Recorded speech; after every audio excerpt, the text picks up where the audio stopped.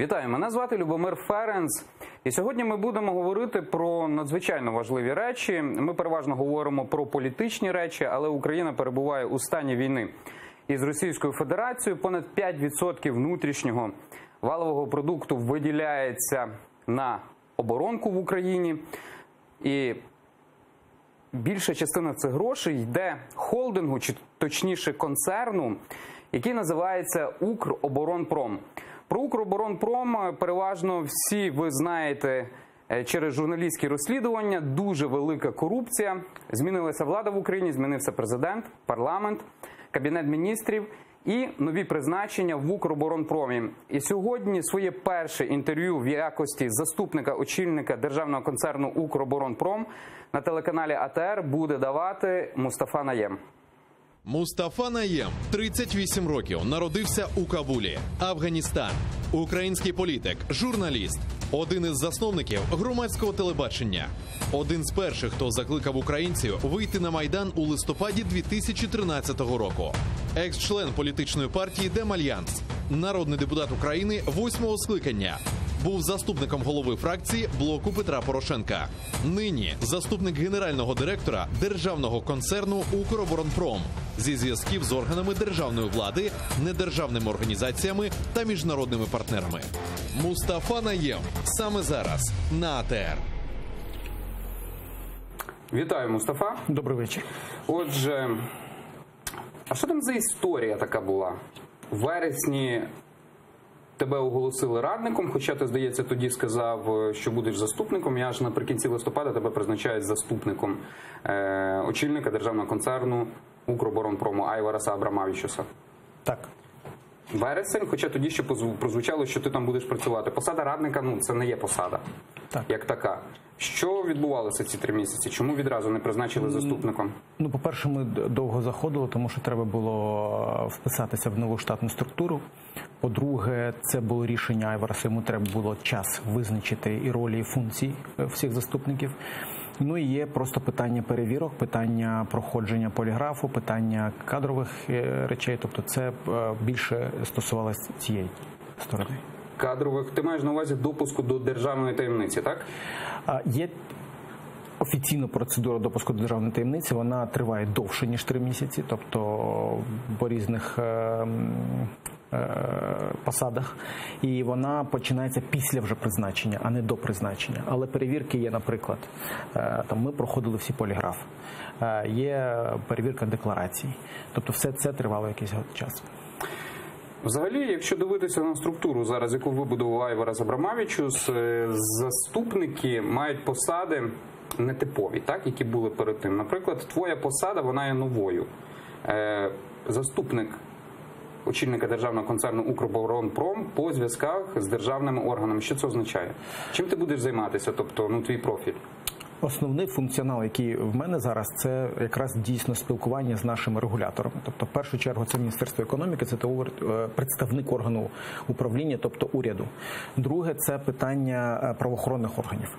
Ми окремо поговоримо, що там відбувається зараз по розслідуваннях, і це дуже величезна робота. Третє, це, звісно, робота з нашими замовниками. Тобто, я, звісно, не займаюся плануванням дозу або плануванням наших замовлень, але що стосується проблемних питань, зриву контрактів, що стосується питань взаємодії наших підприємств напряму з Департаментом Міністерства оборони. Або, наприклад, якщо це стосується погодження державного оборонного замовлення на наступний рік, теж ми займаємось наш відділ, в тому числі з іншими департаментами. По факту, ця функція – це той сервіс, який мав би надавати «Укроборонпром» своїм підприємствам до того, які жодним разом не торкались раніше. Тобто, як раніше відбувалось? Підприємства напряму комунікували з тими, з ким в них проблеми. Зараз, наприклад, у нас є величезна кількість, в моєму блокноті, підприємств, які звертаються по проблемних питаннях. Десь щось вкрали, десь по судах відбирають активи, десь не виплачуються гроші, десь, наприклад, є питання з російськими банками, які блокують рахунки. Це все так чи інакше зводиться до того, що «Укроборонпром», як орган управління, має лобіювати інтереси своїх компаній. По факту, якщо чесно, я відвертий лобіст інтересів наших підприємств в органах державної влади. За їхні інтереси, за те, щоб їх оберігати від недобросовісних дій кредиторів і за те, щоб вони мали замовлення. Якщо ми говоримо на загал про Укроборонпром, він був створений у 2010 році. Це був уряд Миколи Азарова, і дуже багато є критики щодо державного концерну Укроборонпром.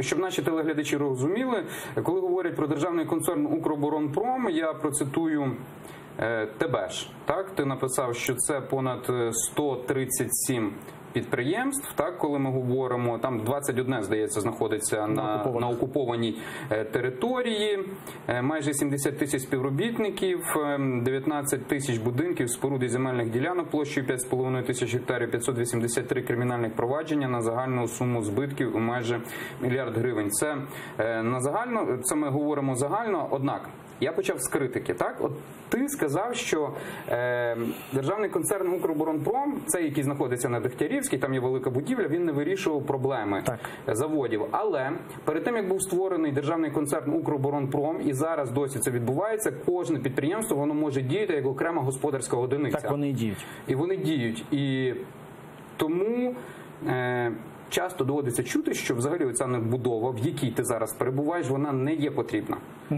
Ці підприємства, вони самі можуть вирішувати свої проблеми. Вони діють як окрема юридична одиниця в судах. І фактично ці речі, які ти говориш, вони можуть бути допоміжними, але не обов'язковими для них. З юридичної точки зору. Тобто шлях, яким пішли, коли створювали Укроборонпром, є корупційна складова цієї історії, мотивація, і є реалістична. Що було раніше до Укроборонпрому? Було Міністерство промислової політики.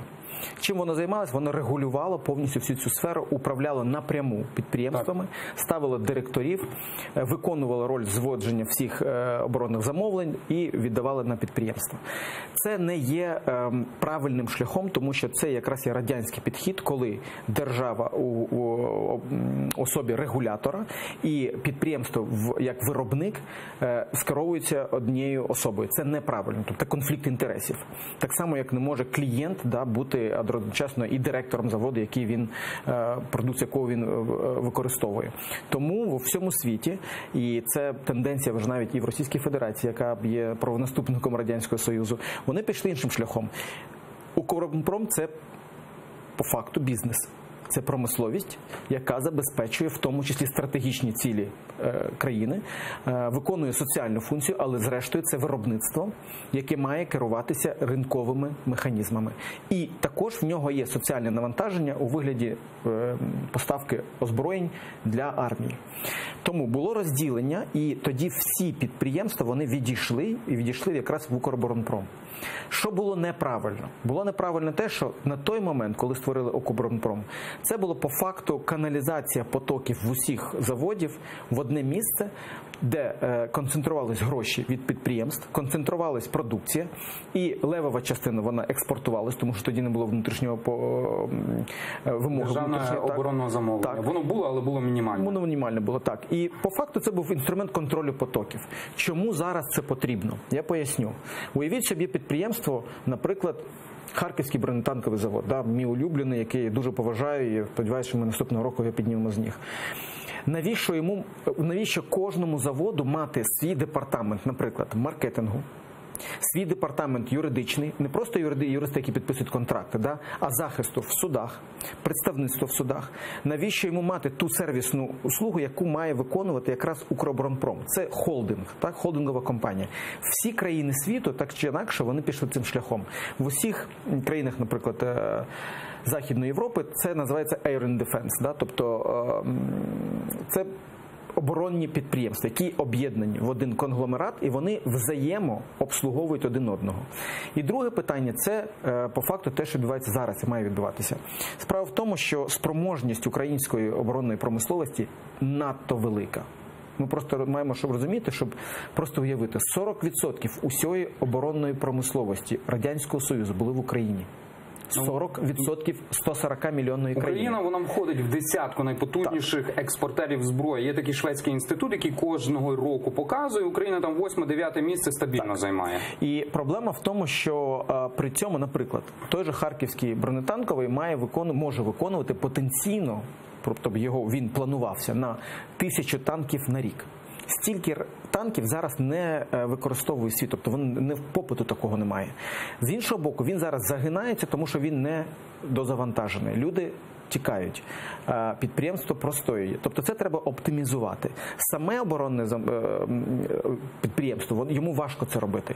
Потрібен орган, який зведе все це і оптимізує. Що таке оптимізація? Ми маємо зрозуміти, яка номенклатура нашій армії потрібна, і дійсно утримати ці підприємства, піднімати і фінансувати їх, а яка продукція не потрібна. І такої продукції дуже багато. Є підприємства, на яких зараз у нас працюють 2-3 людини.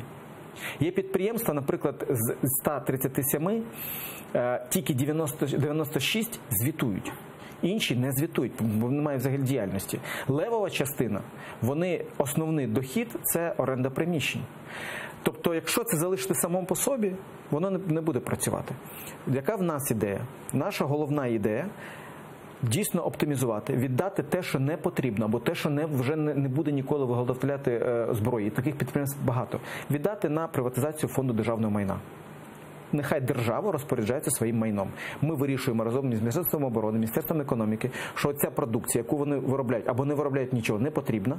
Ми зараз в процесі цього так званого тріажу, тобто розділення всіх активів на корисні, ті, що можна підняти, і некорисні. Після цього розподілення всіх цих активів на 5 ключових дивізіонів. Це бронетанкова, це авіація, це високоточна, і це мореплавство, і те, що ми називаємо турбіни. Так? Все це буде зведено до 5 дивізіонів, кожен з яких сам по собі буде юрособою або конгломерат юрособ, який буде фокусуватися тільки на виробництві, не займаючись непрофільними видами діяльності. Ось така мета. Для цього всього дійсно потрібен холдингова компанія, яка розробить цю дорожню карту, розробить законодавство під це, і зараз оптимізує всю цю структуру, і ми дійдемо до того, що через, я сподіваюся, 2-3 роки ми отримаємо вже зовсім інший концерн, можливо, це буде холдинг, можливо, корпорація, але точно не в тому вигляді, який зараз. Мені трохи важко зрозуміти, тому що, наприклад, давай візьмемо, так як ти говориш, по дивізіону бронетанковому. Так? В Україні є Львівський, Житомирський, Миколаївський, Київський і Харківський бронетанкові заводи. 5 заводів, так? Ти говориш, що вони будуть займатися профільною діяльністю. Вони і так займаються профільною діяльністю, але ці заводи не виробляють оптику. Ці заводи не виробляють міномети. Ці заводи виробляють броню. Тобто, а для них, щоб виготовити броню, постачають ще додаткові заводи. Так, наприклад, якщо на БТР чи БМП потрібні приціли чи оптику, їх виробляють ще інші заводи. Ізюмський, здається, є. Приладний завод, він там якось називається. Ну, тобто це все зараз існує. Щоб зараз не називати підприємство, питання дуже просте. Чи потрібно Україні 5 бронетанкових заводів? Я просто поясню. У нас декілька цих заводів знаходяться в дуже тяжкому стані. І ми зараз на найліпшими прогнозами розуміємо, що не буде дозавантажень їх в повному обсязі. А я поясню, що це означає. Це означає сплата боргів, сплата податків на землю, комунальні платежі, електроенергія, ЄСВ, зарплату людям. Всі ці витрати, вони йдуть. Хочемо ми, не хочемо, робимо з цими підприємствами щось чи ні. Це борги. Борги заганяють підприємство в повне дно. Що таке борг? Це не просто, знаєте, як в нас є 100 гривень, як ми в житті живемо. От є 100 гривень, ми взяли 200, там з'їли, а 100 гривень ми винні. В бізнесі і в державному апараті так не працює. Якщо підприємство щось винно, воно не може почати нічого робити, тому що в першу чергу воно може виплачувати борги. Якщо в них є борги по зарплаті, їх можуть заарештовувати. Якщо є борги по кредиторів, у нас є ситуації, там той же Маяк, які просто люди продають з молотка свої ж керівники потім за безцінь. Я вже не кажу про ті ситуації, коли в нас є абсурдні ситуації. Наприклад, Миколаївський бронетанковий завод, який був повністю заблокований декілька місяців, тому що російський банк через суд заарештував його рахунки. Це борги, знову ж таки. Тому дуже проста історія. Чи потрібно 5? Чи можна їх, якщо не скоростити, оптимізувати і звести так, щоб один і той же завод, вони не дублювали свої функції? І друге питання, можливо, є якісь речі, які треба, впровадити. Наприклад, зараз ми, використовуючи приватні підприємства, виготовляємо БТР-4. Нам потрібно закалювати нашу сталь, яку ми закуповуємо для броні. Чи можна запустити закалку сталі на Малишево? Ми знаємо, що можна. Для цього потрібно просто якісь гроші оптимізувати, але гроші знову десь треба брати. Тому це не питання, то що вони займаються непрофільним. Хоча, знову ж таки, я не буду зараз називати підприємство, щоб нікого не ображати. Але є підприємства, левова частина доходів яких – це оренда приміщень. Вони вже давно нічого не виготовляють. Є підприємства, теж не буду називати, тому що це чутлива історія, які замість того, щоб виробляти високомаржинальну техніку, яку вони можуть виробляти, але немає замовлення або такий менеджмент, вони замість цього займаються тим, що там транспортують щось, перевозять. І це їх левова частина доходу, і вони високоприбуткові на цьому. Але ми розуміємо, що це просто якийсь час, поки є транспорт. Тому це питання не в тому, що вони виготовляють щось інше, а того, щоб оптимізувати і дійсно дати Міністерству оборони ту продукцію, яка їй потрібна. У нас чомусь, знаєте, нам дуже важко, при тому, що ми з Радянським Союзом намагаємось прощатися, дуже важко визнати, що немає країни Радянський Союз. Немає такої потреби в таких великій кількості зброї. Але з іншого боку, та зброя, яка поставляється, має бути висококласною, підготовленою до інших війн. От ти говориш, що немає країни Радянський Союз, я погоджуюсь. Але оці пуповини нас досі тримають. І коли ми говоримо про оборонну галузь, це найбільше видно. Як там з імпортозаміщенням? Досі відбуваються поставки з Російської Федерації, хоча рішенням РНБО це заборонено. Давайте так. По-перше, програма імпортозаміщення – це один з пріоритетів, які ми зараз поставили. В нас є окремий департамент, який зараз займається якраз інвентаризацією всієї продукції, яка потрібна для імпортозаміщення. Що таке насправді, у що упирається імпортозаміщення? Воно упирається не в контрабанду, не в бандитизм, воно упирається в дуже просту історію – гроші. Наприклад, в нас є наш танкоплот, який треба зараз доробляти, модернізувати, або є Т-64, який теж треба домодернізувати, і там є декілька у нас дослідно-конструкторських робіт, наприклад, «Краб» і «Бастіон», які треба просто профінансувати, це там порядка 30 мільйонів гривень, для того, щоб воно стало висококласним, і ми тоді реально виготовляємо танки. Не всі, тобто не то, що не всі, дуже мало країн світу, які можуть виготовляти танки, це дуже насправді така високотехнологічна історія. Я вже не кажу про те, що танкова техніка пішла дуже вперед. Україна все ще змагається на зовнішніх ринках по цьому. Але ми можемо виготовляти той танк, який ми зараз виготовляємо за 5 мільйонів доларів, робити його 3 мільйони. Ми можемо дійсно використовувати тільки українську продукцію. Ми це бачимо по розрахунках. Потрібні гроші, потрібне планування. Я скажу зараз, що і ми з Міловановим зустрічалися з міністром економіки, і наш прямий куратор Світлана Панаєтіді, яка заступник міністра економіки, вони це розуміють. І я думаю, що наступного року ми вже запустимо декілька ДКРів, тобто дослідно-конструкторських робіт, які дозволять нам почати вже в такому масштабі робити імпортозаміщення.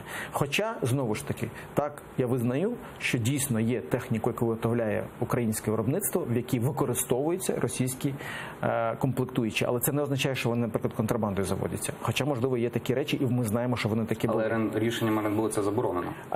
Дивіться, проблема не в тому, що рішенням РНБО заборонено. Все-таки це деталі, оборонної галузі або подвійного призначення. Я не кажу, що робимо ми, і я не кажу, що ми використовуємо. Але на українських заводах використовується банальне запитання для БМП, так? Наприклад, теоретично для БМП може йти мотор з коробкою Еліксон або дойцівський так званий, або УТД-20. Дойц нам не поставляє, і УТД-20 в нас їх немає. Остання наша розмова з Міністерством оборони. Їхня жорстка умова, що жодна одиниця техніки з російськими комплектуючими не буде купуватися Міністерством оборони. Наша позиція така сама, по всій номенклатурній лінії. Вивчається зараз, де можливо, де неможливо, ми будемо імпортувати ту продукцію західного виробництва або інших країн, які можуть нам подавати цю продукцію, але я не думаю, що хтось в концерні, в нинішньому керівництві візьме на себе сміливість говорити, що ми будемо використовувати. Я малюю ситуацію, яка була у 2014 році. Вона була. Вона, скоріш за все, і досі є, так? Я думаю, що дуже зменшені кількості. Тому що, по-перше... Ми не говоримо про імпорт, так? Ти говориш зараз про західного виробника. Теоретично німці, коли тобі дають мотор, вони питаються, де буде використовуватися в кінцевому результаті техніка. End-user, так званий, так. Кінцевий споживач. І коли ти їм скажеш, що ця техніка буде використовуватися на сході України для боїв, наприклад, чи для захисту України, вони тобі не дадуть на це дозвіл. Я не думаю. По-перше, Така ситуація була. дивись, я думаю, що, по-перше, зараз західні партнери... Останній сербський скандал. Останній сербський скандал я не хочу коментувати, тому що насправді там є дуже багато інформації, яка не відповідає дійсності. Перше, а друге, я думаю, що з цього приводу буде офіційний коментар, тому що це чутлива інформація, зараз не можу про неї говорити. Але що я можу сказати про західну техніку? Так, ми знаємо, розуміємо, що наші західні, давайте будемо чесними, західні партнери не хочуть вступати в конфлікт з Російською Федерацією. Ми знаходимося в цьому конфлікті. Тому в нас є тільки один вихід – знаходити вихід з такої ситуації. Або не купувати таку техніку, купувати іншу техніку. З іншого боку, ви ж розумієте, для них це теж ринки. Ринки озброєнь – це дуже-дуже високотехнологічна історія, і на неї, щоб завойовувати ринки, витрачаються величезні гроші. Тому я не думаю, що наші західні партнери будуть в якійсь мірі, знаєте так, собі ж самому урізати ринки. Є інші можливості дійсно заміщати російську продукцію або купувати іншу продукцію. Ці механізми, вони не завжди знаходяться в полі виробництва. Тобто ми не можемо все замістити. Будемо шукати, де імпортувати те, що ми можемо імпортувати. Іншого виходу немає. Взагалі, коли ми говоримо про оборонну галузь, це достатньо специфічна галузь, так? Я тобі можу перерахувати купу прізвищ людей глиб, так, які пішли в 2014 році з цієї галузі, так, які, в принципі, розуміли, як робити. Ми не піднімаємо питання тут корупції. Після цього прийшла так звана херсонська команда на чолі із Романом Романовим. Дуже багато в інтерв'ю вони говорили, ми не є люди, які знайомі з оборонною галуззю, ми є менеджерами. Ми навчалися там в МІМі інституті, так, на MBA, це модно досі залишилося. І от зараз знову приходить команда, яка до оборонки нічого не має, за великим рахунком. І також приходить з лозунгами, також з хорошими ідеями, але ми маємо попередню історію також з хорошими менеджерами херсонськими, яка до ніякого завершення логічно не йшла. Я не погоджусь. Перше, в нашій команді, якщо говорити нашу команду, тих, хто зайшли, ну, по-перше, це біля 17 людей. Тобто не треба говорити, що прийшло, знаєш, там сотні тисяч людей або сотні людей. Це 17-20 людей. Так от, з цих людей на напрямку бронетехніки знаходиться Ігор Фоменко, який має величезний досвід машинобудування. Руслан Корж має величезний досвід авіабудування. Що стосується високоточної зброї, залишається досі людина, яка займається цим, і вона професійна. Директори заводів, ми ж не замінюємо директорів заводів виробничих на хлопців з MBA. Це люди, які займаються або займалися виробництвом або на цих заводах колись, або на інших заводах, вони просто обираються за конкурсом. Що ми дійсно змінили, це дійсно зміняться, можливо, спецекспортери. Тобто ті, хто експортують. Там, де найбільше було корупції, найбільше було грошей, і там, де було неконтрольоване витрати грошей. А де найбільше було корупції? 4 спецекспортери є в Україні. Я не буду зараз говорити, тому що це некоректно по відношенню. Да? Але і це не питання, тому що вони корупційні. Ну, давай я назву, так? Ти мені підтвердиш або ні? А я ж не можу підтвердити. Спецтехноекспорт і спецекспорт. Я ж не можу підтвердити просто нічому, не тому що я там не хочу говорити. Тому що в мене немає таблички, в яких написано, що тут корупція. Тому що якщо там написано, то її треба вичищати. Але зараз цим займається Морозов, який довгий час цим займався. І ми розуміємо, що він точно не буде цим займатися. Мається на увазі корупцію. Тому я б не говорив, що це команда, яка не розбирається ні в чому. Знову ж таки, наприклад, я не займаюсь виробництвом танків, я не розказую, як будувати, але я точно знаю, яким чином захистити колишній, наприклад, завод «Маяк» від зазіхань колишніх кредиторів, да, які зараз не можуть зареєструвати своє майно. От просто не можуть зареєструвати своє ж майно за рішенням суду. Я розумію, яким чином захистити підприємство, яке зараз намагаються інші підприємства, де я не буду зараз називати, російські банки, які подають в суд у себе міжнародний арбітраж, потім приїжджають сюди, блокують наші рахунки, щоб просто вимагати гроші, там якісь там 13-15 мільйонів гривень. Я розумію, яким чином відстоювати ці заводи в органах державної влади. І дуже головне, що дуже важливо, і я хочу це підкреслити, це вперше за всі роки існування Укроборонпрому команда, яка прийшла, жоден з них, я підкреслюю, жоден з них не має ніякого власного інтересу в озброєнні. Більше того, жоден з них не є друзями президента, товаришами, кумов'ями, бізнес-партнерами. Це всі люди, які набрані по професійній ознаці. Тому я вважаю, що це буде зовсім інша команда. Що вдасться, давайте подивимося. Я не хочу зараз говорити лозунгів, але є те, що я бачу зараз, мені здається, що нам головне зробити невідворотні речі. Хто б не прийшов наступному на концерн «Укроборонпром», має розуміти одну річ.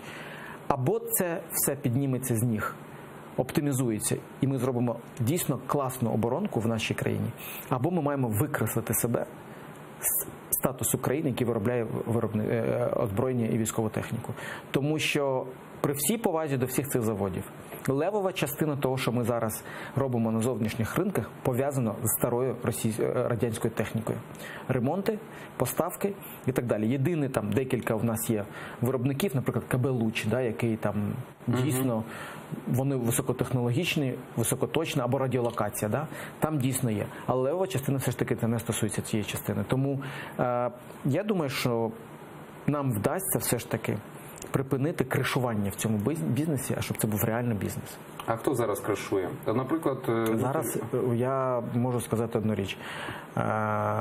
За роки в журналістиці, потім в депутатства, такі речі відчуваються дуже швидко. Ти сказав, наприклад, ніхто з нас не має інтересів в оборонному комплексі. Був такий пан Пашинський. В засобах масової інформації часто говорили про його вплив. Мовляв, «Укроборонпром» був поділений між БПП і Народним фронтом. І від Народного фронту в «Укроборонному промі» свої інтереси мав нібито пан Пашинський. Це людина, яка не має жодного оборонного заводу, вона не має компанії, нічого. Син його, до речі, досі працює, у спецтехноекспорті? Наскільки я знаю, вже ні. Антона Пашинського звільнили, так? Він, здається, очолював другий департамент спецекспортера українського. Це правильно, так? Це контракти з Індією, були ще з якимось там... Я не можу це говорити, але дійсно він не працює в контракті. А що стало причиною його звільнення? Я не знаю, тому що я не брав в цьому участі, але наскільки я знаю, він сам звільнився. Я продовжу запитання. Пашинський, він не мав, формально він жодного інтересу не мав, але багато говорили, що він впливав на цей концерн. Давайте так, оскільки ми в публічній площині, і я, можливо, по-журналістськи хочу щось сказати, але я не буду, я просто скажу одну річ. Перше, є низка кримінальних проваджень, в яких зафіксований прямий конфлікт інтересів колишнього голови профільного комітету Верховної Ради. Я очолював, це Нацбезпеки і оборони. Так, при прийнятті рішень. В першу чергу треба пояснити просту річ. Пан Пашинський, як голова комітету, напряму впливав на затвердження ДОЗу. По закону державне оборонне замовлення затверджується профільним комітетом і Радою національної безпеки і оборони. Хто впливав на Раду національної безпеки і оборони, ми знаємо. Що стосується комітету, там дійсно був пан Пашинський. Є конкретні компанії, які не хочу називати, щоб не наразитися зараз на суд, і я думаю, що це може вирішити кримінальне провадження, в яких пан Пашинський, не маючи прямої долі, можливо, ми зараз з'ясовуємо, але точно маючи вплив через наближених до себе людей. Це помічники, родичі помічників, родичі колишніх директорів цих заводів, або родичі його прямих партнерів.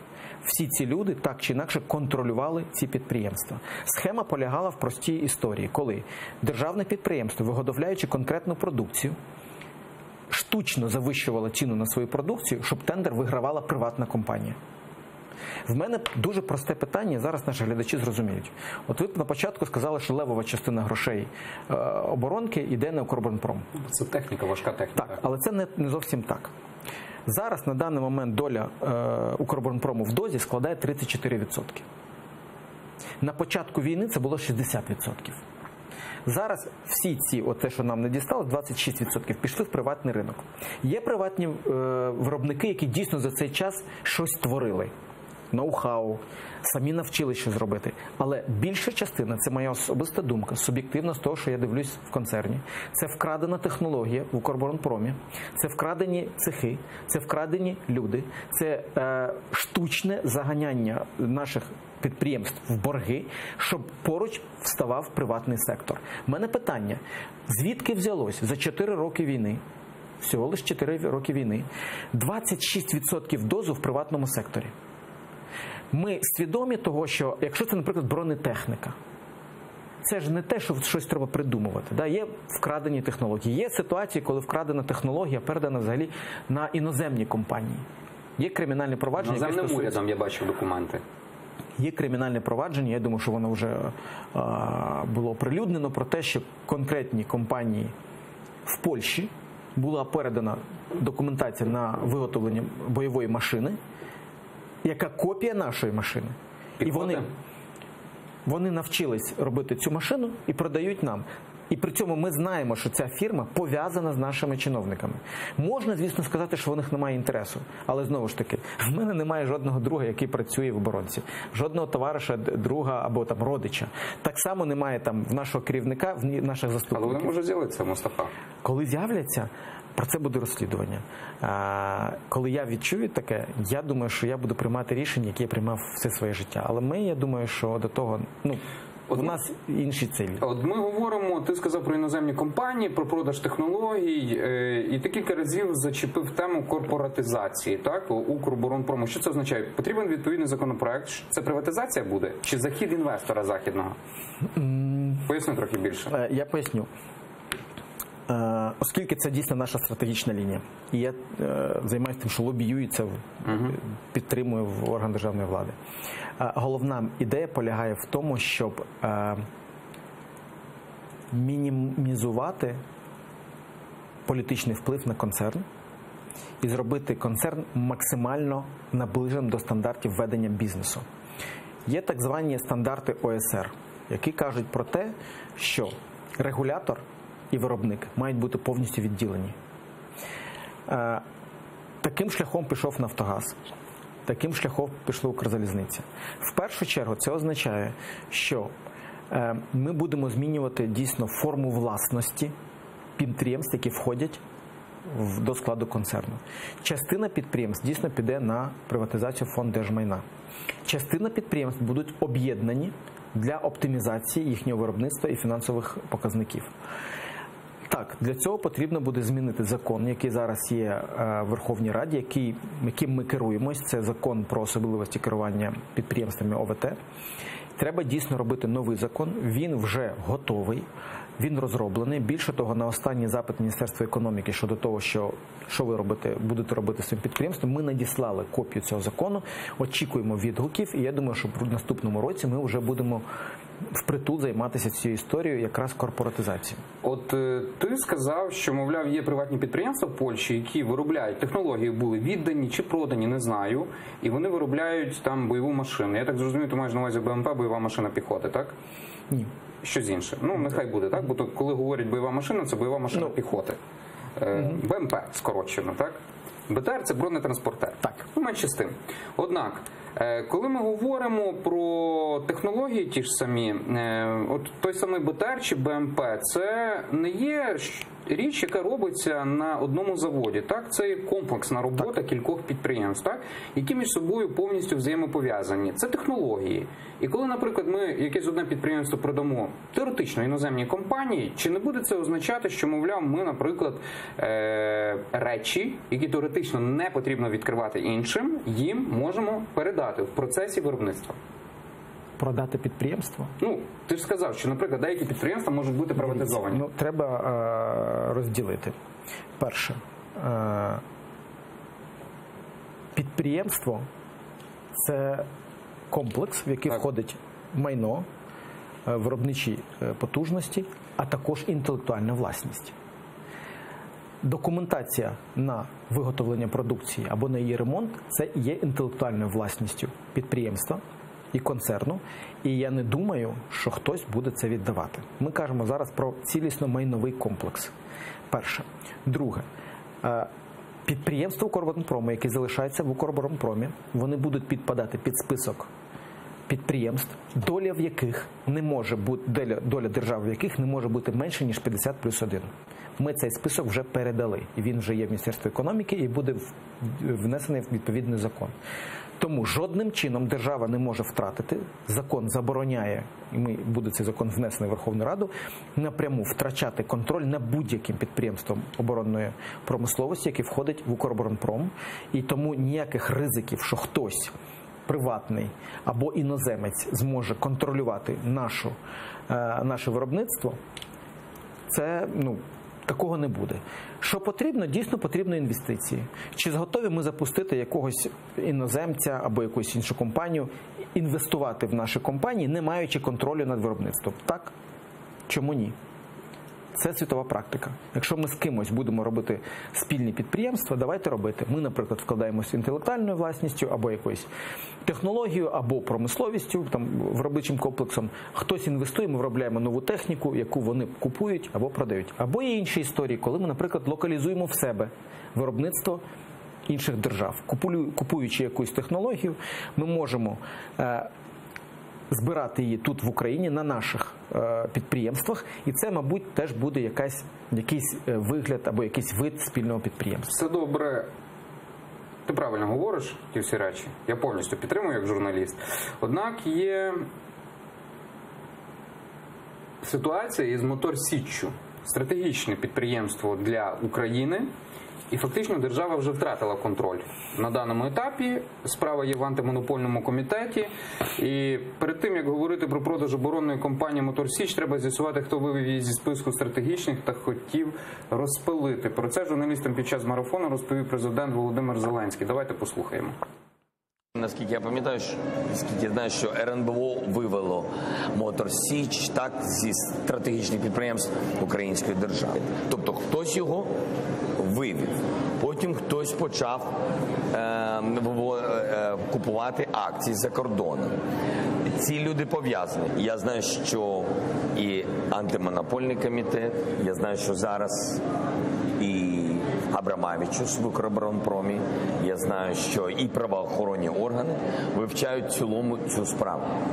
Тобто тут не пріоритети, яка з країн може бути партнером України в «Мотор Січі». Наш пріоритет, щоб у нас залишилось підприємство, вивчити, хто його хотів. Я зараз не про китайців, вони сплачували гроші, а саме зараз хто його хотів розпилити.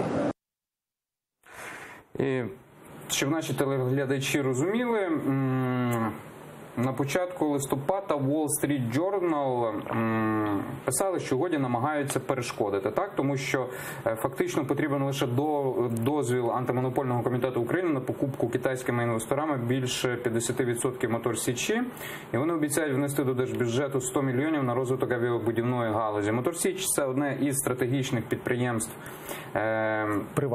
приватних, так, українського авіабудування, але там є така цікава річ, що Китай хоче використати технології для будівництва, українські технології для будівництва гелікоптерів, і потім робити спільний проект із Китаєм. І цей спільний проект, Китай хоче використати, робити спільний проект із Російською Федерацією, однак цього не хочуть Сполучені Штати Америки. Правильно я все говорю? Така логіка. Така логіка, так, по-простому. І голова антимонопольного комітету Юрій Терентьєв допускає, що Укроборонпром може потрапити під антиросійські санкції США через операції з продажу «Мотор Січі» китайським компаніям. Давайте послухаємо його пряму мову. От опинитись повністю в абсурдній ситуації, коли, наприклад, умовно кажучи, уявляємо собі, що китайська сторона набуває контроль разом з Укроборонпромом над цим підприємством. При цьому Сполучені Штати знаходять підтвердження того, що китайська сторона наявна в ланцюжку постачання до вертольотів Росії, і виникне повністю така кавказька ситуація, коли Укроборонпром разом з «Мотор Січчю» опиниться в санкціях антиросійських, американських. В американських антиросійських. Тут, Мустафа, я тебе хочу поправити. 7 червня антимонопольний комітет України отримав спільну заяву Укроборонпрому китайських компаній SkyReason і Xinhuai на концентрацію більше 25%, 50% акцій «Мотор Січі». Укроборонпром безпосередньо впливає на цю всю ситуацію. І ти сказав хорошу річ, іноземець не мусить контролювати. І тут виходить, що Укроборонпром стоїть посередині, з одного боку китайці, які тримають за руку Російську Федерацію, а з іншого боку стоять Сполучені Штати Америки. І я тобі цитую засоби масової інформації, зокрема «Економічну правду». веб-портал, так, паралельний, де ти працював, «Українська правда». Приватний підрядник з питань безпеки та неофіційний радник президента США Трампа Ерік Прінс веде переговори щодо купівлі українського концерну «Мотор Січ». Про це пише видання The Wall Street Journal з посиланням на американських чиновників. Ерік Прінс – це засновник Blackwater, приватної компанії, яка відома по всьому світі, яка веде приватні військові компанії. Отже, Україна, де інтерес України в цьому всьому? По-перше, я хочу, щоб ми не змішували, я дуже по полицях. «Мотор Січ» є приватною компанією. «Укроборонпром» не керує «Мотор Січчю», не може приймати рішення щодо будь-яких оборудок, яке буде приймати цей приватний підприємець. Друге, «Укроборонпром» ані зараз, ані ніколи, ані нинішнє керівництво не мало ніякого стосунку до того, яким чином «Мотор Січ» вивели в приватний сектор. І це правда. І тут Володимир Зеленський правда. Треба розібратися. Я сподіваюся, що вони розберуться, як це сталося. Друге, мене, чесно кажучи, обурює слова пана Терентьєва. Я поясню чому. Тому що «Укроборонпром» – це компанія, яка працює на зовнішніх ринках. І просто так кидатись словами про те, що ми можемо опинитись під санкціями американців, з якими ми співпрацюємо в тому числі.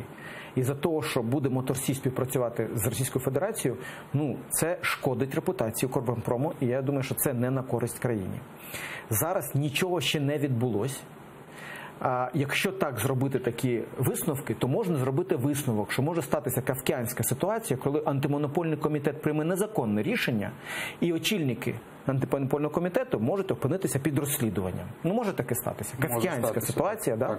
Але ж може статися. Я би не хотів цього. Я сподіваюся, що рішення по «Мотор Січі» буде прийнято в тому руслі, який не зашкодить країні. Ми дійсно опинились між інтересами двох гігантів, мається на увазі Китаю і Сполучених Штатів. Ми розуміємо економічну і політичну конкуренцію цих двох країн, але я сподіваюся, що ми все ж таки з цієї ситуації вийдемо на користь Україні. Яким це буде чином відбуватися, в тому числі залежить від антимонопольного комітету, який, я нагадаю, минулого тижня продовжив термін розгляду якраз питання концентрації акцій «Мотор Січі». Чому? Я думаю, що це треба, щоб пан Терентьєв відверто пояснив, хто цьому допомагав, щоб так сталося, щоб ми все ж таки не упали в цей скандал. Тому я думаю, що в даному випадку це не питання «Укроборонпрому». Ми дійсно вже прийшли тоді, коли ми опинились вже свідками цієї оборудки. Тобто ми, коли зайшли в концерн і нове керівництво, ми вже були в цій історії. І ми вимушені далі юридично нести і відповідальність за цю історію, і намагатися її обійти таким чином, щоб це не зашкодило нашим інтересам. Тому ще раз нагадаю, що ми 70% доходів нашої компанії – це з експортних контрактів. І я би не хотів, щоб з однієї оборудки, яка дійсно це декілька сотень мільйонів гривень, а оборот, наприклад, компанії – $1 мільярд доларів на рік. І я б не хотів, щоб за цих сотні мільйонів гривень ми опинились заручниками, і наші компанії на зовнішніх ринках втратили свої місця і свої долі на ринку. Це правда, що американці стараються завадити? Я не знаю цього. Ще раз, я не можу це коментувати, по-перше, а по-друге, в мене немає тих повноважень, щоб в цій царині з ними контактувати. Ти говорив про експорт, і «Укроборонпром» має намір збільшити експорт у 5 разів до $2 мільярдів на рік до 2025 року. Про це заявив гендиректор концерну Айварас Абрамавичус. Ми з багатьма світовими гігантами змагаємося на конкурентних експортних ринках. У нас є продукція легендарних виробників, дуже приваблива завдяки співвідношенню ціни та якості. Але через низку причин експорт все-таки знаходиться на досить низькому рівні. Це приблизно $400 мільйонів на рік. У нас мета до 2025 року збільшити це вп'ятеро. Це лише $2 мільярди на щорічному ринку, який налічує $2 трильйони. За рахунок чого? Все-таки 25-й рік – це дуже близько. І суму, в принципі, очільник «Укроборонпрому» назвав достатньо велику. Ти ж сам сказав, що у нас все дуже сильно в занепаді. Да. Зараз у нас просто немає часу показувати це відео, де Володимир Зеленський був на заводі в Харкові, і там було сказано, що один танк з 2009 року Це правда. випродукований. Ну, по-перше, ще раз нагадаю, що в нас зараз левова частина нашого доходу – це все ж таки експорт. За рахунок чого це може підвищувати? Ну, в першу чергу, за рахунок того, що ми сконцентруємось на основній діяльності. Більшість компаній дійсно в занепаді саме тому, що ми вимушені цим якось управляти, хоча це нам не потрібно.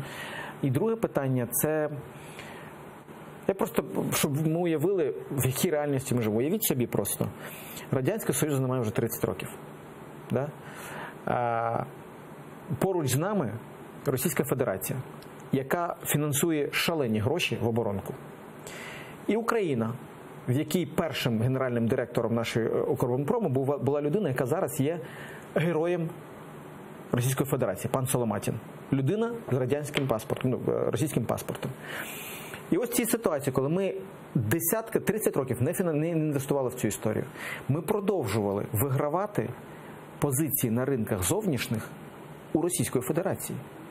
Чому Російської Федерації? Тому що це основний наш конкурент, тому що ми обслуговуємо техніку радянського походження, ми надаємо комплектуючі, ми її ремонтуємо, і ми поставляємо комплектуючі до цих і до бронетехніки або до авіації. Ми продовжуємо досі з ними конкурувати, при тому, що наша оборонка взагалі дійсно в занепаді, як ви кажете. З цього ми робимо висновок. І чому ми прийшли до цих показників, які говорить наш генеральний директор? Перше, тому що ми бачимо величезний потенціал інтелектуальний, який є в компанії. Друге, ми дійсно бачимо, по якій номенклатурі ми дійсно можемо конкурувати. І третє, я думаю, що підвищення ефективності виробництва на внутрішньому ринку, а в нас є зараз попит, надасть нам можливість модернізувати дуже багато одиниць номенклатури, яка може на зовнішніх ринках дійсно вигравати конкуренцію. Ну і давайте так, я вже не хочу, щоб ми тільки погано говорили про нашу історію, але в нас є декілька підприємств, які реально дійсно можуть конкурувати на зовнішніх ринках і конкурують. Мустафа, ти говориш, що ми, наприклад, вигравали щодо експорту, але я знайшов відразу, бо я так по пам'яті пам'ятаю, це я говорив, що Шведський інститут, точніше звати Стокгольмський міжнародний інститут досліджень проблем миру, це так званий СІПРІ, на нього завжди посилаються. Росія, частка експорту озброєнь у світі 21%, друге місце, Україна 12%. 21%. У Російської Федерації. 21%, а в Україні 1,3% експорту. Це дані за 14-18 рік. Так, але ми просто маємо порівняти. Ну, тут Україна не виграє, я тому так спеціально... Виграє, це не означає, що ми більше, ніж вони. Ми не можемо більше, ніж вони експортувати, просто тому, що є країна там 140 мільйонів, а є країна 42 мільйонів. Я вже не кажу про гроші і так далі, про ресурси і про політичну складову. Я кажу про те, що ми продовжуємо експортувати. Ми продовжуємо експортувати, тобто купують нашу бронетехніку, купують наші ракети, купують наші снаряди. Так? Зараз ми вже почали продавати авіацію, її треба ще піднімати, але її купують. Я вже не кажу про те, що в нас є величезна кількість ремонтних робіт, які роблять українські спеціалісти, фахівці. І це реально відбувається. Ну, чому про це не говорити? Це є. Я погоджуюсь. У нас є експортні контракти. Да, і вони, я думаю, що будуть... Я цьому не заперечую. Знову ж таки, розумієте, тут справа в чому? Якщо вже говорити емоційно. Я би дуже цього хотів. Я просто дивлюсь наші заводи. Я був в Харкові, в Миколаєві, в Києві, в підприємствах. Ви не уявляєте собі, наскільки щирі там люди працюють і наскільки вони вірять в свою справу. Коли ти приїжджаєш в Харків, і я зустрічався з паном Борисюком, це колишній генеральний конструктор ХКБМ, до речі, з днем народження у нього був нещодавно. І ця людина, якій 70 років, вона такі величезні, знаєш, світлі очі, і вона розповідає з таким запалом про свої цехи, про свою роботу, і як весь колектив на нього орієнтується, як вони поважають його авторитет, і як вони дійсно хочуть зробити цю техніку. Вони не йдуть звідти, так? Вони можуть знайти собі роботу, але вони дійсно там працюють. Для них це маленька родина. І ти при цьому розумієш, що ось конкретно цей завод зараз може встати з колін, тільки якщо ми розблокуємо один контракт, наприклад, з Міністерством оборони по БТР-4Е.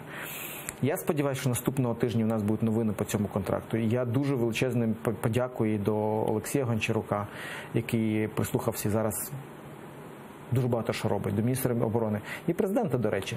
Чого тут сховати? Він поїхав, коли в Харків, Харківський завод бронетехніки, це була наша пропозиція, щоб візит туди був, але це був, ви бачили самі, це не було якоїсь красивої картинки. Як пам'ятаєш, коли при всій повазі до Петра Олексійовича Порошенка, то завжди була якась величезна така красива картинка, дуже красива техніка. По факту ми реально побачили, що відбувається. Я сподіваюся, цей контракт буде розблокований. Я сподіваюся, що ми дійсно піднімемо і цей завод.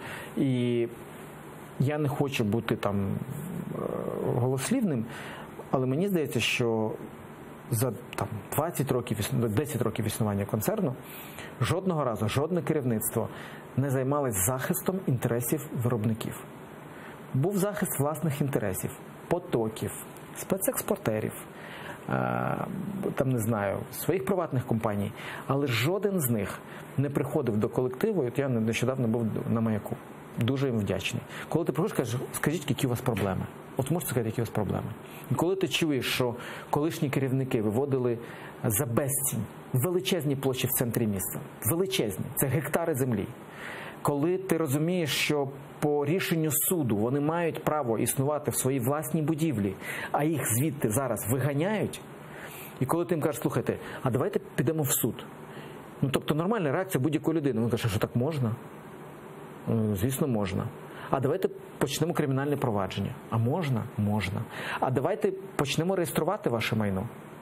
На тому ж Маяку вкрадена повністю вся первісна документація. Ми не можемо навіть підтвердити право власності заводу на будівлі, які вона сидить. Мустафа, я собі пригадую, це була зустріч, здається, в 17-му чи в 16-му році з очільником Укроборонпрому. Це тоді, що не сюжет, то ми робили по Укроборонпрому для слідства інфо, я робив у 15-му році. Він каже, Любомир, ти пойми, от тобі повний перелік кримінальних проваджень, які за нашою ініціативою ми подали, і військову прокуратуру, і Службу безпеки України. Мовляв, до нас претензій немає. Ми тебе дивимося, всі тебе любимо і піднімаємо ці питання, і от кримінальні провадження, але ми нічого не можемо зробити. Розумієш, про що я кажу? І тому моє запитання, великий Свинарчук гейт був. Що там зараз з Свинарчуком і так далі? Ще якісь факти знайдені? Дивіться, коли ми прийшли в концерн, у нас є дві величезні проблеми. І з репутацією, і з точки зору комунікації, і з точки зору роботи. Перша – це корупційна складова. Тобто величезний шлейф корупції, який за нами йде. Друге – це розвиток виробництва. Ми всією командою, і це наше внутрішнє переконання, ми б не хотіли звалюватися на попередників, цим хай займається слідство. Ми нещодавно підготували меморандум, він буде підписаний наступного тижня, між Укроборонпромом, НАБУ, Нацполіцією, ДБР, ГПУ, спеціалізованою прокуратурою і контррозвідкою, про те, що ми в повній мірі, без усіляких, перепон, будемо надавати всю інформацію, яку вони у нас вимагають. І зараз у нас величезна робота. Я щодня підписую десятками листи, коли раніше їм треба було йти на обшуки, шукати цю інформацію, засилати якихось людей, своїх людей. Зараз вони інформативно отримують всю інформацію, яка в нас є, яка є нечутливою. Потім вони, звісно, легалізують по рішенням суду, але наразі вони мають всю повноту інформації. Ми в повному контакті з генеральним прокурором Рябошапкою, його заступником Чумаком, паном Трепаком. Вони в повній мірі відслідковують всі ці справи. Це їхня робота – розслідувати ці справи. Моя робота в тому, щоб ми захистили ті підприємства, які є. Але я скажу про попередників, коли ми кажемо, що ми могли зробити. Я не розумію. Можна питання? Просте. Є такий на Оболоні школа греблі. Ця школа греблі належала нашому підприємству. І воно надало його використання ГОшці зараз. Ця ГОшка якимось правдами і неправдами завела туди фізичні особи. Потім вони її взагалі з порушенням закону, якийсь нотаріус щось підписав, передали у власність іншій людині. Зараз земельна комісія Київради прийняла рішення віддати нашу землю приватним особам. Все це триває багато років. Приходять спортсмени до мене, кажуть, у нас школа, я взагалі не знаю, про що це. Вони кажуть, от така історія. Ми піднімаємо папери. Жоден очільник Укроборонпрому жоден раз не написав жодного листа, в жоден орган з проханням одним: віддайте нам, будь ласка, наше. Вони не знали про це. Це дуже коштовна земля біля води. Друге питання. Коли в нас такі самі... Дуже коротко, у нас 20 секунд. Коли такі самі питання ведуться по наших будівлях, коли в нас, вибачте, зриваються контракти і директори підприємств в собі заробляють гроші, і ми про це знали минуле керівництво, в нас стоїть 12 БТРів на Харківському заводі, які ми не віддаємо Міністерству оборони, тому що хтось хотів заробити на цьому більше. Ну це ж нонсенс. Так же не може бути. Тому я не хочу нікого критикувати. Я б не хотів, щоб так сталося ще раз. Я тільки одне обіцяю, і не нашим глядачам, що повз мене не пройде жодна бумажка, на якій я можу якось відреагувати. Мустафа, дуже коротко мушу запитати. Я трохи був шокований зарплатою очільника державного концерну «Укроборонпром». 4 тисячі гривень? 4 тисячі. Я тобі чесно скажу, я два рази переклів цю сторінку. Ну це правда. Це абсолютно юридична історія. Я поясню нашим глядачам. Для того, щоб він вступив повністю повноважень, має підписати його контракт на Брада. На Брада на той момент була не сформована. Тому він існує ось в такому вигляді. І я зараз сам пояснив. Він бізнесмен, він може собі це дозволити. Звісно, що потім в нього буде якась інша зарплата. Вона буде встановлена, знову ж таки, наглядовою радою. Так само, як і моя. Зараз вона 43 тисячі, я думаю, що вона буде суттєво збільшена. Скільки? Вирішить наглядова рада. Але знову ж таки, я то точно знаю, що не треба говорити того, чого немає, бо є документація, вона все зберігається. Я дуже дякую Мустафі Наєму, заступнику директора державного концерну «Укроборонпром». Телеканалу АТR, мені особисто приємно, що перше інтерв'ю Мустафа Наєм у якості представника оборонного комплексу дав саме Першому кримсько-татарському каналу. Я усім телеглядачам бажаю хороших та спокійних вихідних. Підписуйтеся на YouTube-канал АТР і до наступного тижня.